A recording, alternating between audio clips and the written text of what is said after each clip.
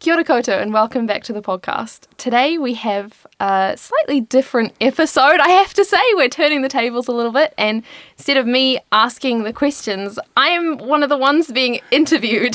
So we'll see how it goes, but it's going to be a very interesting topic. We did something like this last year where we talked with a couple of students and just kind of broke down why we study history and what it is that we're trying to achieve, I guess. Because I guess a lot of people ask, what's the point in studying history? It's not, I guess, how do I put this nicely? It's not something that people generally think of as a career. I think it's more like engineering or science. And I got asked a lot of questions. What is the point in studying history? Why would you go to university to study this? It's something that you might do at high school. So we did something like this last year. And it's going to be nice to, I think, break it down a bit more and go a bit more in depth than what we did last year.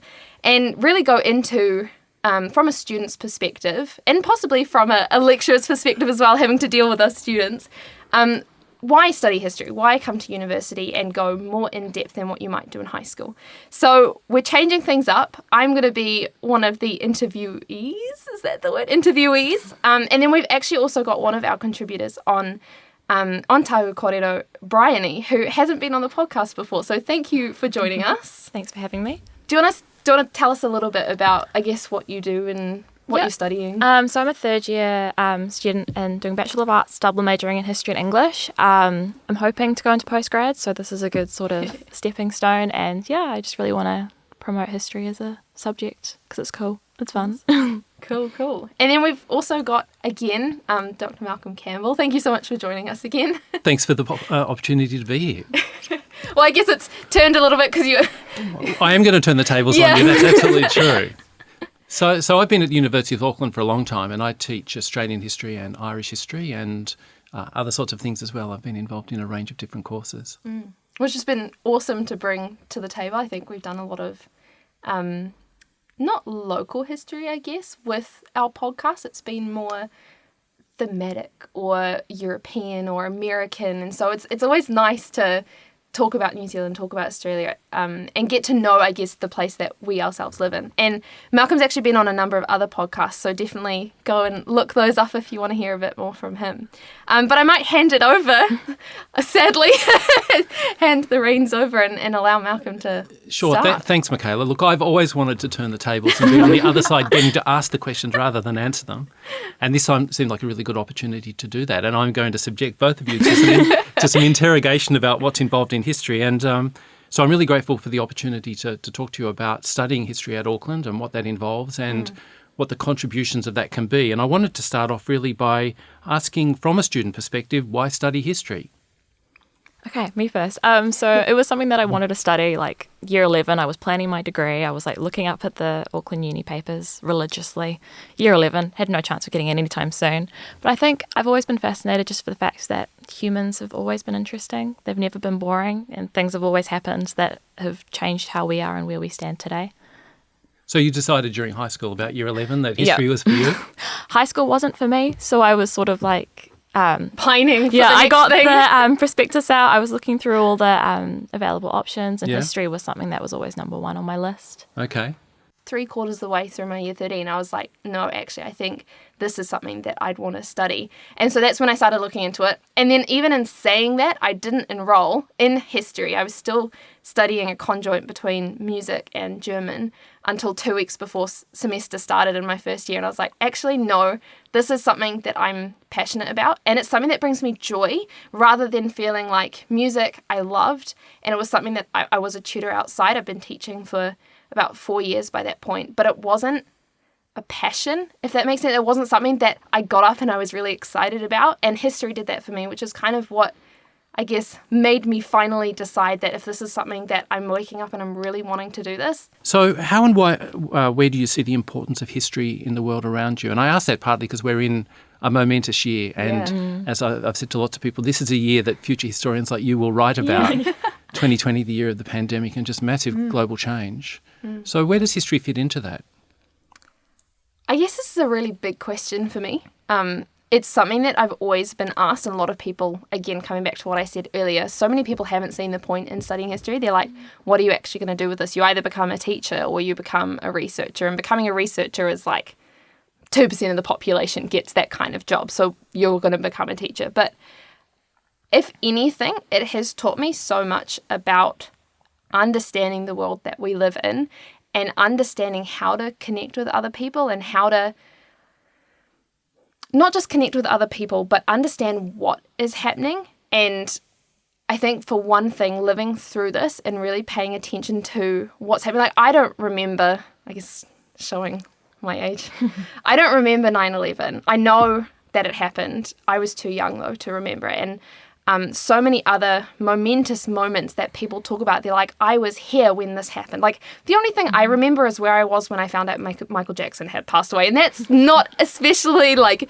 groundbreaking, if I might say so. It's not something like 9/11 or something that a lot of people were really shocked by, and they remember so clearly what was happening at that time. And I think living through COVID and living through lockdown and trying to work through lockdown, especially at the university teaching, it's really made you, I think, appreciate what happened in the past, but then also think about, I guess, the way we operate and the fact that this is something that is life-defining. So many people lost their jobs, and it's going to have repercussions for the rest of the time. And I think that helped me appreciate things a lot more, because I have looked at so much change over time. I mean, I study like 400 AD. There's so much that's so different to nowadays, but you don't really appreciate it until your life in itself is completely shattered.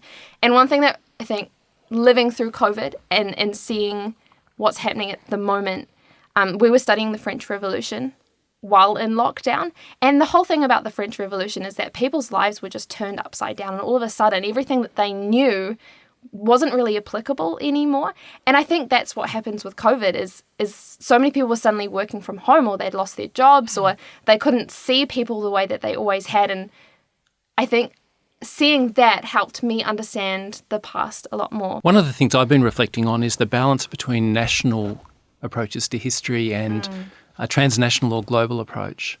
And the curriculum contains a range of different courses that deal with national histories, which I think are really important. They tell us a lot about who we are as New Zealanders, or the study of other countries, but also that sense of connectedness. And I know both of you have been involved in or taken the global history course, and I taught that for a number of years as well.